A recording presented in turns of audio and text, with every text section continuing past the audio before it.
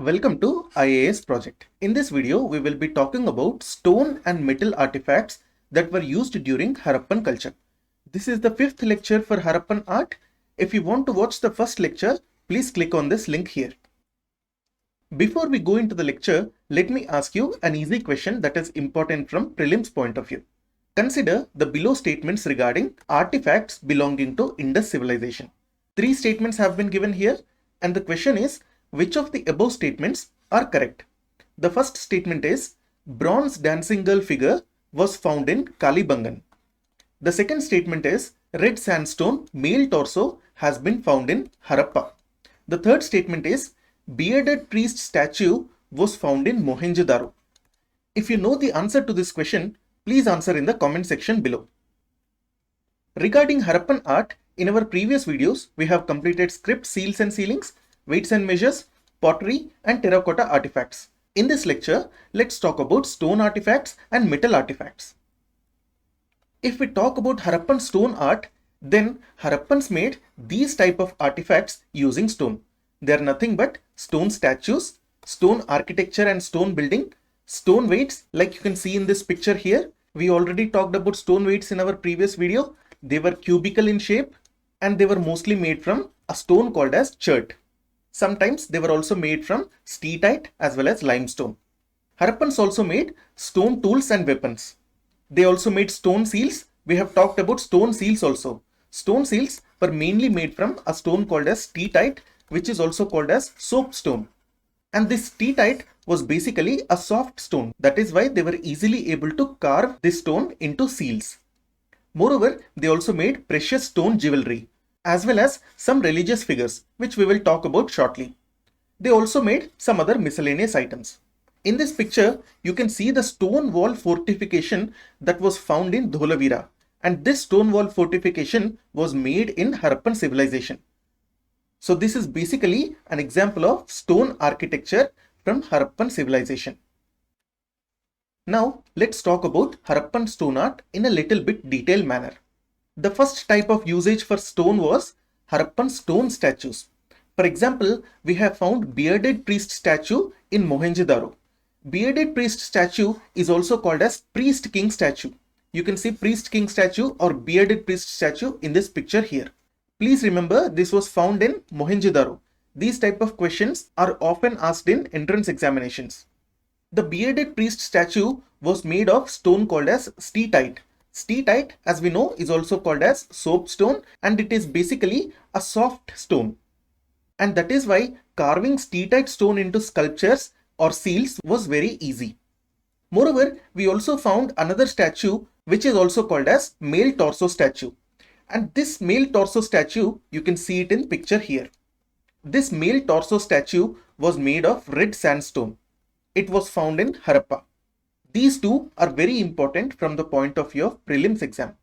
Another way in which Harappans used stone was in making stone architecture. For example, in building houses as well as in building walls and fortifications. For example, we find stone houses in Kotdiji, Mohenjodaro and Harappa. All these three cities are located in Pakistan. In case of India, we find Harappan stone houses mainly from Lothal. Lothal is in Gujarat. In Gujarat, we also have another important site which is nothing but Dholavira. In Dholavira, we have found stone fortifications which was basically a boundary wall for the Dholavira city.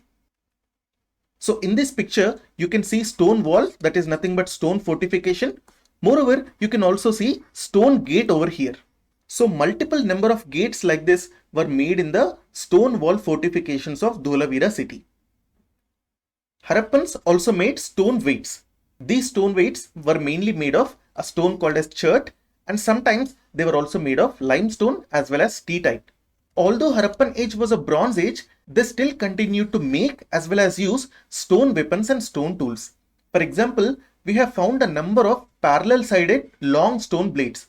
What is a parallel sided blade? Basically, any blade that has two straight and parallel running edges is simply called as a parallel sided tool or parallel sided blade. For example, in this picture, this edge as well as this edge is usually sharp. So this is basically a double sided parallel blade. Moreover, Harappans also continued to use flake tools. Flake tools are nothing but stone tools.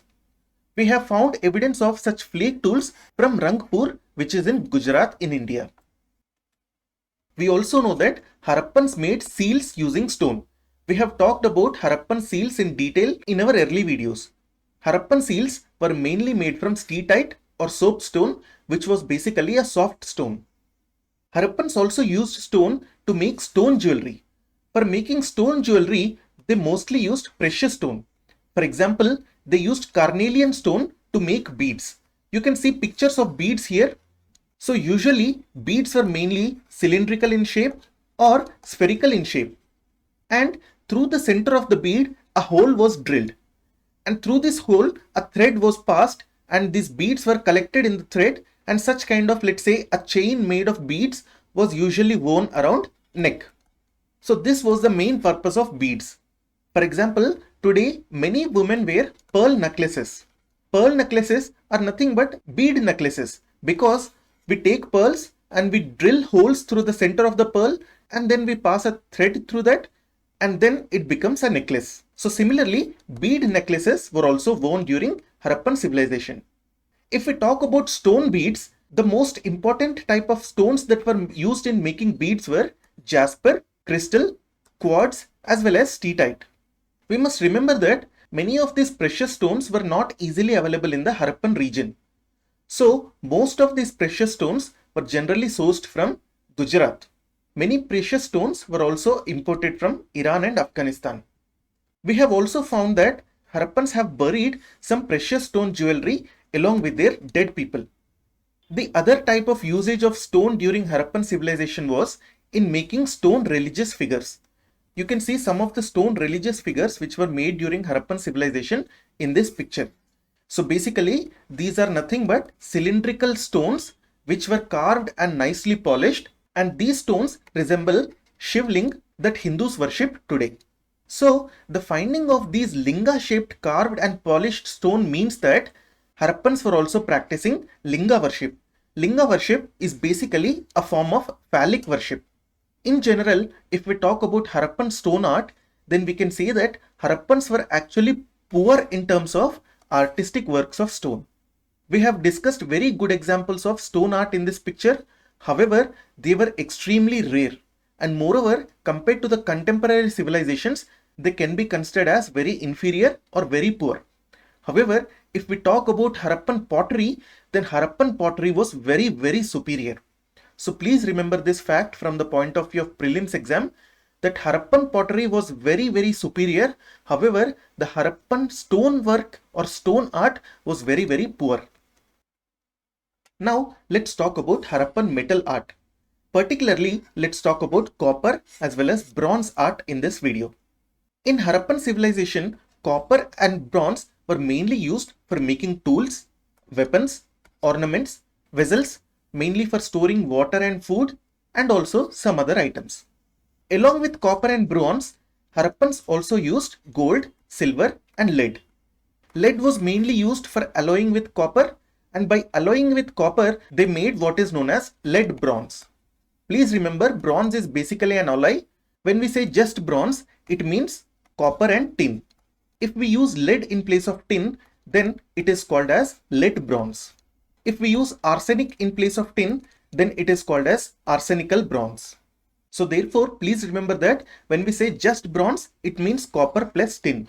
However, other type of bronzes can also exist. For example, lead bronze is made up of copper plus lead, and arsenical bronze is nothing but copper plus arsenic. So Harappans mainly used lead for making lead bronze. They also used gold and silver mainly for making ornaments. Ornaments means jewelry. Although the Harappan age was a bronze age, the number of copper and bronze objects that were found from Harappan times were actually very few. This means that they were mainly dependent on stone tools and stone weapons. Copper and bronze objects or copper and bronze tools and weapons were actually very less. Most of the times, these objects were mainly with wealthy people. And even within copper and bronze objects, we found more pure copper artifacts and copper objects compared to bronze artifacts and bronze objects. Because for making bronze, we need tin. And tin was not easily available to Harappans because tin was basically imported from outside. That is why we find that the number of bronze objects used in Harappan civilization were very, very less compared to other civilizations like Mesopotamia. Moreover, even in the bronze artifacts that Harappan people used, the percentage of tin in that bronze artifacts was very less compared to percentage of tin that was present in Mesopotamian bronze artifacts. Usually, the percentage of tin that was found in Harappan bronze artifacts was between the range of 1 to 12%. But most of the times, it is nearer to the lower range than upper range. I hope this is clear. Let me quickly repeat this for you. Although Harappan age was a bronze age, the number of copper and bronze objects used in Harappan civilization were very few. And these few copper and bronze objects were probably used by wealthy people. Even in this copper and bronze objects, we find more copper objects compared to bronze objects. So bronze objects were less than copper objects. Even in this bronze objects, the percentage of tin or the composition of tin was very less if we compare such bronze objects to Mesopotamian bronze objects. This is mainly because Harappans did not have tin with them. They were importing tin from outside. You can see examples of some copper objects here. This is a copper mirror. And this is nothing but a bronze pot that was mainly used by rich people in their kitchens. Because ordinary people were usually using clay pottery, but rich people had copper and bronze pots also. So where did Harappans get their copper? Harappans got their copper mainly from Khetri mines which are located in Rajasthan. Near to Khetri mines, there was a Chalcolithic culture called as Ganeshwar Jodhpura culture. Ganeshwar Jodhpura culture was basically a Chalcolithic culture, and people living in the Ganeshwar Jodhpura culture supplied copper to Harappan cities. Moreover, Harappans also got copper from Balochistan, which is basically western region of Pakistan, and they also got some copper from Oman. We have found that both Omani copper as well as Harappan copper artifacts have same or similar traces of nickel. Nickel is basically an impurity that is present in copper. So by studying both Harappan artifacts and Omani copper artifacts, we have found that the composition of nickel in these copper artifacts is same. So due to this, we can state that Harappans as well as Omanis got their copper from Oman. Oman was basically called as Magan by ancient Mesopotamians. Please remember this from the point of view of prelims exam. Moreover, Mesopotamians called Indus region as Meluha, or we can say Meluka. So Harappans were basically people of Meluha. Some other names have also been given. For example, the island of Bahrain was called as Dilman. Please remember these three names: Oman, that was Magan; Bahrain, that was Dilman; and Harappa or Indus region, that was Meluha. All these three names were given by Mesopotamians. So this was about the copper that was used in Harappan cities. What about tin? Because tin was needed for making bronze. Tin was mainly sourced from Afghanistan as well as Iran.